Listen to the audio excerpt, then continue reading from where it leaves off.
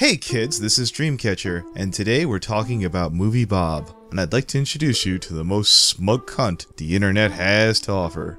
Anyway, states' rights is one of those things that Americans of many political adherences tend to hold sacred, mostly because it's an old idea, and Americans have a hard time accepting that ideas can actually become obsolete. Just look how hard we're working to pretend that we still have a viable manufacturing and agricultural sector. This is compounded by the fact that many politicians, mostly Republicans, but by no means exclusively, understand that the phrase was popularized as a bullshit self-justification for pro-slavery secessionists during the Civil War, and thusly it can be used as a wink-wink, nudge-nudge way for them to say, "Don't worry, white people, I'll protect you from the scary black man," in stump speeches without sounding completely like a racist. Moviebob Chipman was one of the Escapists' main big content creators. That include Jim Sterling, Ben Yassi, and yes, until recently, Moviebob Chipman. Now a free heads up, the Escapist has been going since 2005, and Bob has been there as far back as I can gather. Now sometime previous to Bob's release, the Escapist released Jim Sterling, whose Patreon keeps him above or just below $10,000 per month. And I have no idea what the Escapist paid, but most of us could live comfortably on $10K a month. Bob on the other hand makes $2,700. The interesting part of this self-proclaimed internet Z-lister is, can he make it now that he's totally free? Can such a jarring personality survive and sustain, and possibly even flourish under the goodwill and nature of the YouTube community? Now, a good question is, why has Mr. Chipman only made a fraction of what Jim Sterling's bringing in? And keep in mind, this is just my interpretation. Jim typically hits what I like to call safe targets on a whole. Oh look, EA and Ubisoft are fucking up again. Nintendo's YouTube policies are horrifically bad. Let's bitch about downloadable content. I don't know about you, but these are easy to agree with. And Jim's the goddamn best at tackling these topics and topics like these. Jim's videos are very cathartic, like when he tore apart Xbox One. Television, and do I really need to buy my own television again? The whole one philosophy is broken. One destination, one hub of entertainment. It's presented as a unified experience, but when we have iPads, mobile phones and smart TVs and computers already doing the things Xbox One does, the irony is that rather than unify our entertainment, Microsoft will try to fracture and disrupt it, butting its head in with something competing for our attention as opposed to something that complements what we already have and do. It's clear Microsoft sees the way mainstream tech is going and it wants to be riding that wave, but here's the thing, there are better, more specialized devices doing that shit, and a game's console's best bet would be to provide ways of enhancing that shit rather than just doing that shit.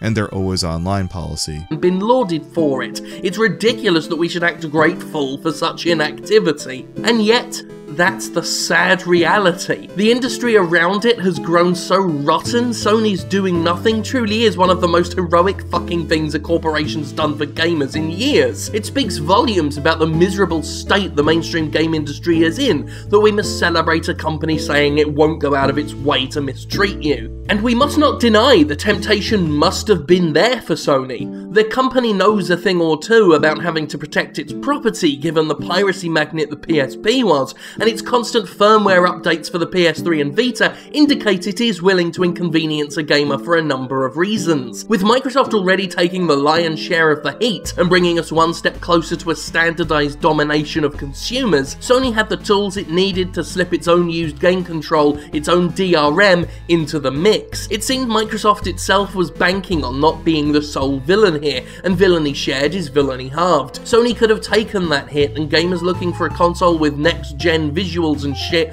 would have had no choice but to pick one of them or one of nothing. There is a risk involved in simply doing naught. It's clear Microsoft... Bob has some very strong liberal leanings on the other hand. Now to put this into perspective, I'm a libtard myself, and most of the time when Bob opens up his goddamn mouth, I feel like bashing my head against the wall. Let's take a look. I personally have been very supportive, in fact. Okay for you to decide to fill your state's children's heads with ignorant, factually incorrect bullshit because it's very likely they will not be staying inside your one dumbfuck territory for their whole lives, and you do not have the right to inflict your self-created stupidity on the rest of the country, planet, whatever.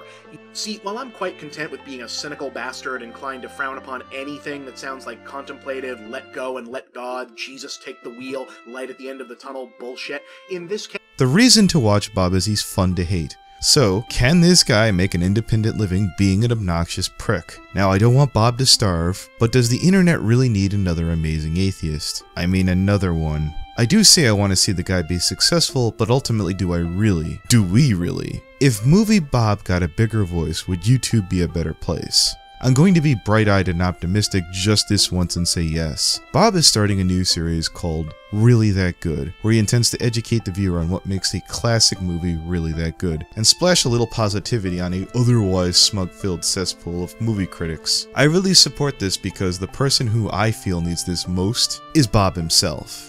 So can Bob maintain his views while being a bastion of positivity when he was so good at getting people's goats? Time will tell. So till next time, good night and good luck, kiddo.